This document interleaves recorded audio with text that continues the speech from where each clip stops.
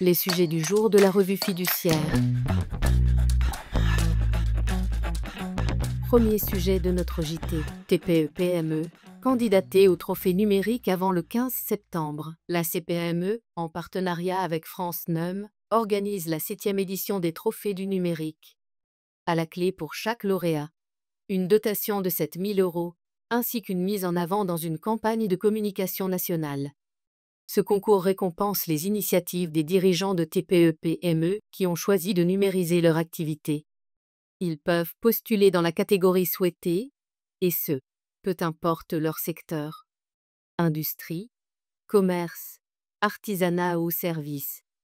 Plusieurs prix sont proposés, le prix Croissance, pour le meilleur développement d'activités grâce au numérique.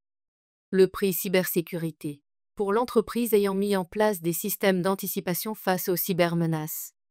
Le prix Emploi et Inclusion pour l'entrepreneur ayant amélioré ses ressources humaines et ou favorisé l'inclusion via le numérique. Le prix Notoriété, pour l'entreprise ayant réussi à accroître sa visibilité et à toucher de nouveaux publics. Le prix Site Internet en FR, pour la création d'un site en FR intégré à la stratégie numérique de l'entreprise. Le prix Intelligence artificielle, pour l'intégration innovante de l'IA dans le développement de l'entreprise. Pour candidater, rendez-vous sur le site de la CPM avant le 15 septembre 2025 à minuit. Deuxième sujet de notre JT. Exonération de TVA en Guadeloupe, Martinique et à La Réunion.